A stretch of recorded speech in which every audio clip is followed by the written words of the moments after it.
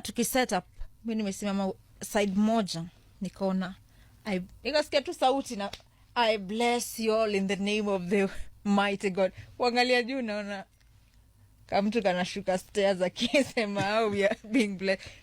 Watu ambao walikuwa hapo walitoroka wote Bili. Akishuka. Like venye sema I bless you in the name of the Lord. Kila mmoja anakimbia. Kuna some young ladies ambao walituserve. And funny thing, nilipata msichana nilisoma naye high school hapo. Yeah. So akakupatia kila kitu kinachoendelea. No.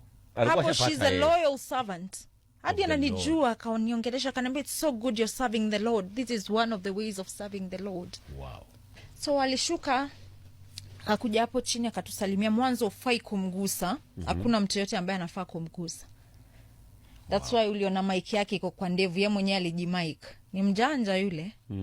Anajua kujimic, kuwasha mic na kuzima. Wow. So hakuna mtu anamkaribia. Umguzi mnaongea ukiwa pale, yeye ako hapo. Sisi tunamwangalia kwa macho, lakini wale wengine wafuasi wake ambao wanafanya kazi naye wanainama. Hawafai kumwangalia. You know you cannot see eye to eye with God. Yeah.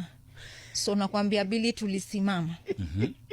Hadi alinihurumia mwenyewe. Akasema leo nimeogopa kitu kinaitwa heels. Yeye mwenyewe akaniambia, mimi nilikuwa nimevaa heels. Akaniambia my daughter Samira, sit down. Hata nimeogopa heels. Yeah. How is he in person? Is he a jovial person? Mtu hasira. Fearful, fearless. Character, demeanor yake ikoje?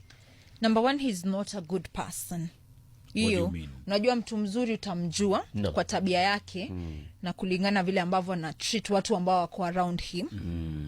So first tulifika kule. Watu wake wa sound walikuwa wameketi chini kwa sakafu. Bili. Na hicho chumba kilikuwa kimejaa viti vya kila aina. Lakini wamekaa chini. The guys living life.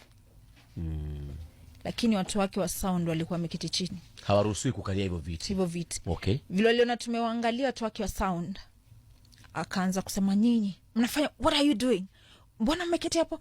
We don't do that here. Can you go bring your seats? Wakakimbia nje wakaleta viti vya plastic.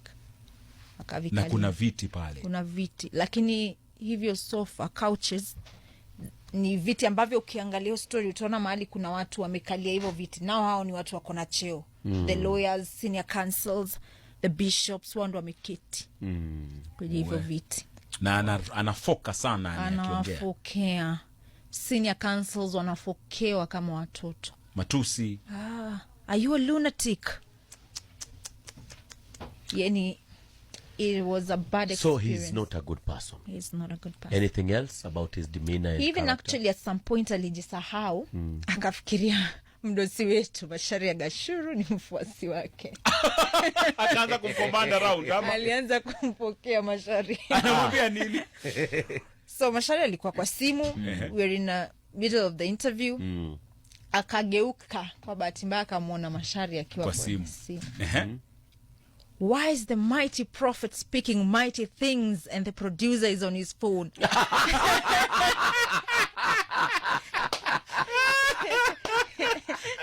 Samira ameona prophet kwamba umesimama sana. Akaona bwana hapo acha niheshimu high heels. Alikuita kaa mtoto wangu ama kaa my daughter. Sit down. It's about time. Ndio umesoma kwa muda gani? Lakini hapo hata wakati ambapo alikuwa ananiambia tuketi, si ati tulikuwa tunaanza ile interview. Kumbuka tulifika kwake 3. Tukatoka 1 AM in the morning. Iyo usiku wa manane. Mukifanya nini? Mukipokea upako? Mwanzo lazima atuonyeshe. Kumbuka hizo miracle zake imewekwa.